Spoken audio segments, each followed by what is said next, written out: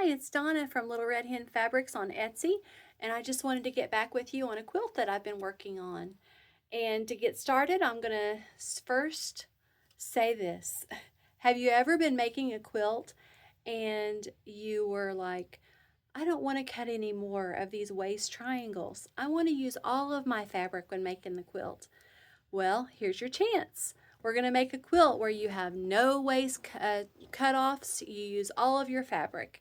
So you're going to love it. So this quilt is called Dutch Puzzle, or I'm sorry, Dutch Days. And let me get right into it and show you what we're doing. Okay, I'm going to turn the camera around and show you this. All right, here we go. Here's the quilt block. It's called Dutch Days. And it is from this book, Fast and Fun Lap Quilts by Melissa Corry, and it's all quilts made with 10-inch squares, and there's 9 different patterns in the book. So we're not really going to go into all these different quilts that's in here. We're just going to talk about this one today, okay? So I decided to use the fabric Clover Farm. Here it is by Gracie Larson with Riley Blake Designs. And you flip it over and show you the fabrics. So you can see it's in green and pink with a little bit of yellow. When I back up, you see it's mainly green and pink. And there is some mint, okay? And there's not a whole lot of animals in it. There's some chickens and there is a bee print. But the rest of it is like florals and things like that. Okay. All right, so I'm going to set this aside, and you can see the fabric is much prettier in person than it is looking at that picture. Okay, so I'm going to get right into this. With her pattern, she has you cutting. I can't really give you her cut sizes. I went ahead and just covered those over because I didn't want to give away her pattern, you know. I'm not allowed to do that. But anyway, so what we're going to do is we're going to just show you how to do it. And I wanted to mention too that when you have no waist with a quilt, your cut sizes are going to be a little different. So you may be used to things like 5-inch, 10-inch, 2.5-inch, things like that. But in this case, your measurements are going to be a little different. And so I say just get your glasses on and get your ruler and, you know, cut your squares out the size they say. And it will be fun from, you know, which I didn't find it difficult at all. You cut large white squares and you cut a small. I cut all of the layer cakes into these small squares and then this larger size. So you need more of this one than this one. Okay, so this is what I have, what I'm working with. I'm going to put the book over to the side and just kind of get right into this. Now, the first thing you do is you take your large square, like this, and you're going to need 4 of your print squares. So let's just get 4, and maybe like these 4 might be pretty, you know. There's a yellow would be pretty. So see there? Okay, so but we're going to just use these for now. And I did draw a line on these already. Okay, so we can just get moving through this instruction pattern. Okay, so now what you do is you take your squares with a drawn line, and let's look at the book, and I'll just show you right here. You just put those in the corners, and the line lines up all the way across from corner to corner. Let's see what that looks like. So, oh, I picked one without a line on it. Let's see, how about this green one? Okay, so I'm going to look at the fabric. I hope the phone stays lined up. There we go. Okay, and then up here, we're going to get that lined up too. Nice and straight with those corners.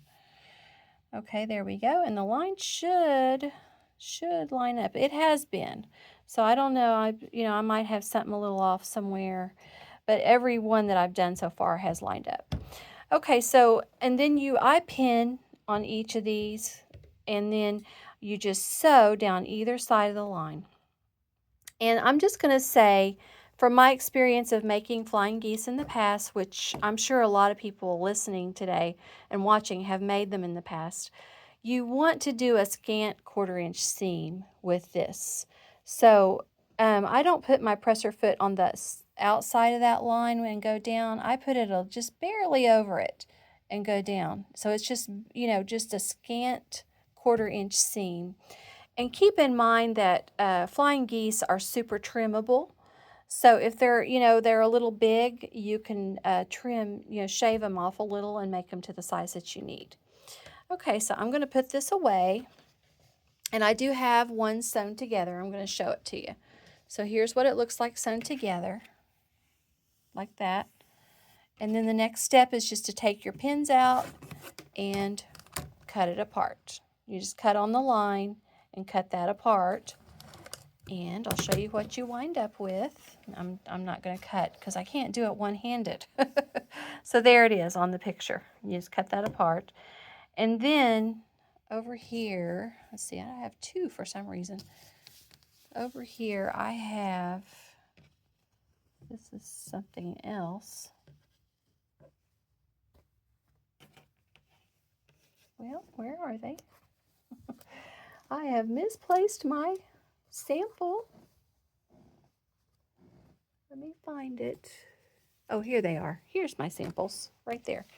Okay, so when you cut them apart, I'm going to fold this down. And so I can show you exactly what you get. Okay, so here's what you get. You've got these like this. They were sewn together.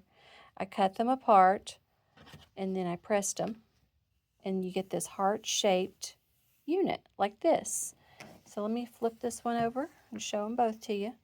There they are. So that's both of those from one of the large squares. Okay, and now I am going to show you the next step, and that is to add a square right here. So you just do the same method we've been doing. You line it up, put your two pins, and sew on a 1/4 inch away from the line. And you do that on both of these. And I will show you that. We get to turn the page and see the next instruction. Here it is. There's your heart shape. You put your square in that corner, sew, cut, and then you wind up with your flying geese blocks. And I do have it partially cut because like I said, I cannot cut one-handed. I found out. So here is one, and I've got it almost finished. And I'm going to just use these scissors and just cut it and show you, because I did it earlier. And then up here. So now, whenever you take your pins out, so then when you fold these back, there's your flying geese, just like that.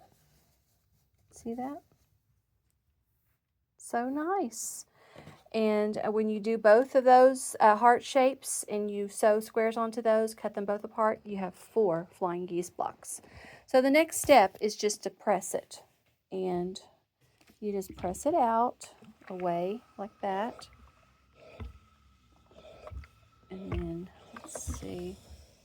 I take them over to, let me do this one too. I'm going to press this one too.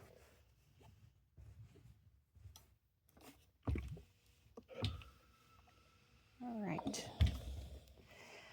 So I take these to the cutting mat, and I generally will just straighten that edge, this edge up.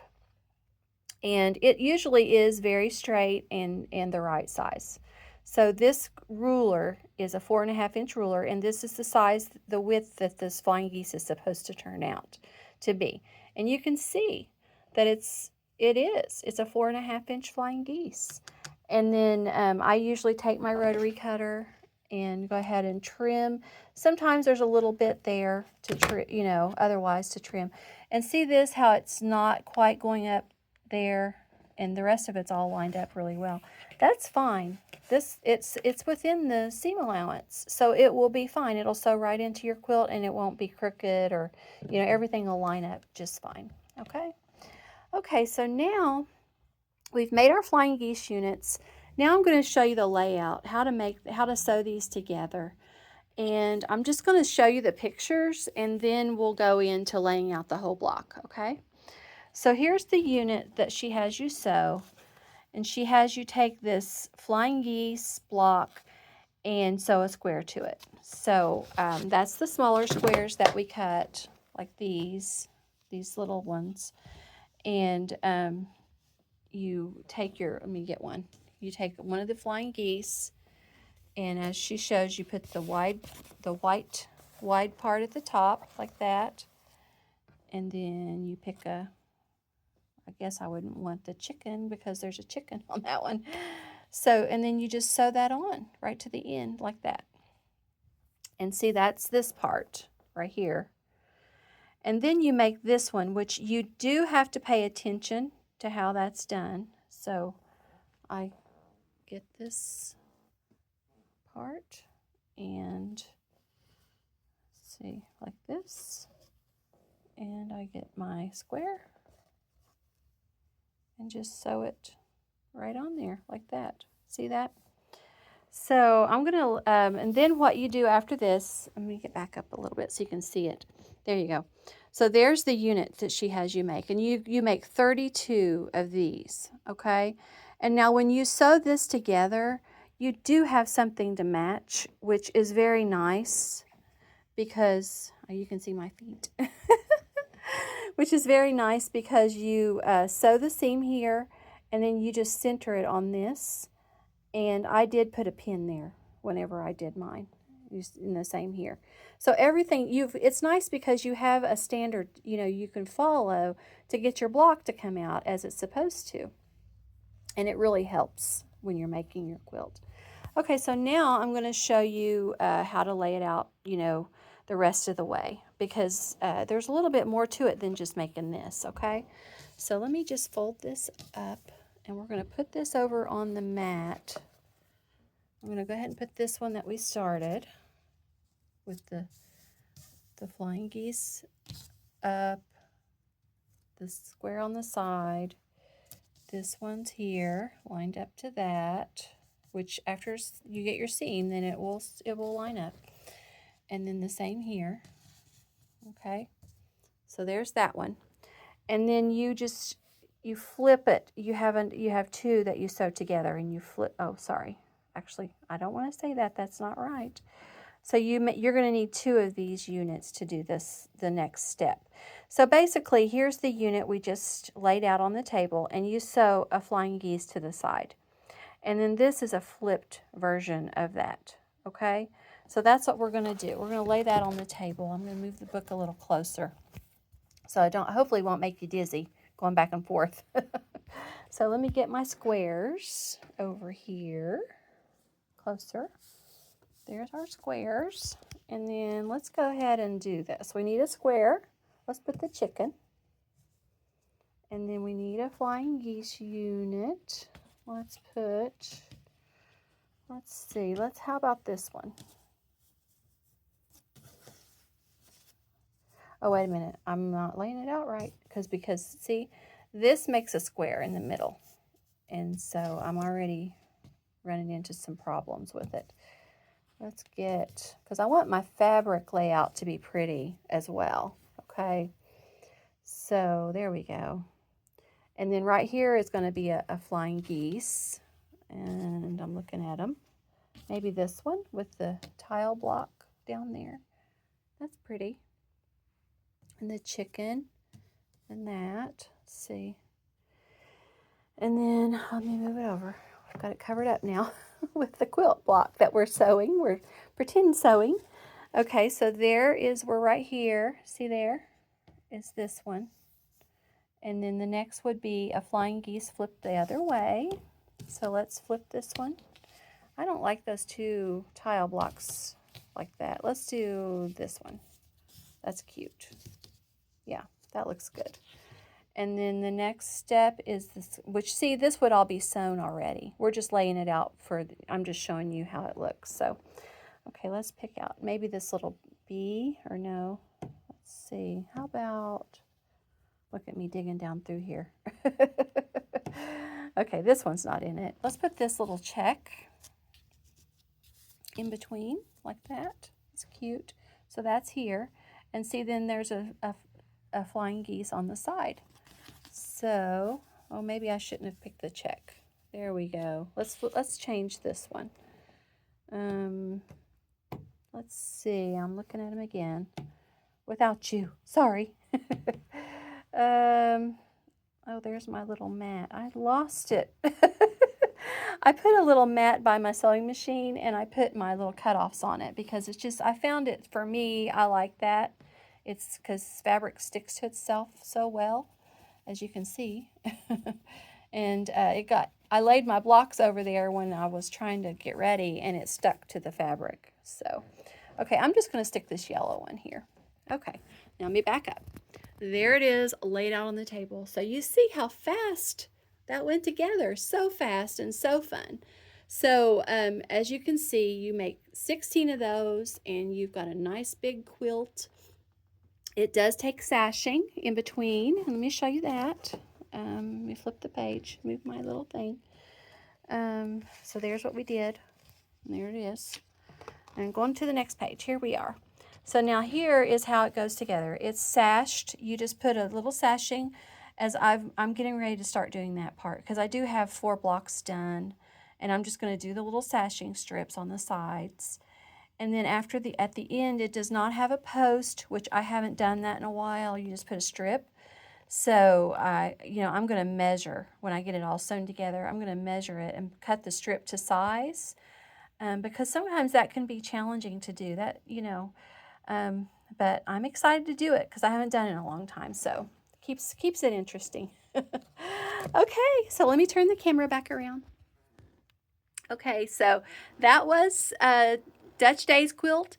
It's 72 by 72, which is a nice big size.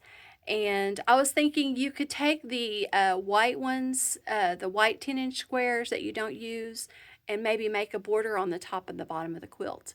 And that would elongate it, make it, more of a rectangle shape. So if you cut those in half, because they're 10, so that would make them, like if you sewed them end to end after that, so you'd have a 5 by 10 piece and sew that end to end and make your top strip and bottom strip. That would add 10 inches to your quilt. So it would be 72 by 82, which is a great size. Okay, so that's everything today for my telling you how to make Dutch Days. I've just loved making it. It's been so fun and quick. So thanks for listening to me today, and I'll talk to you next time. Bye.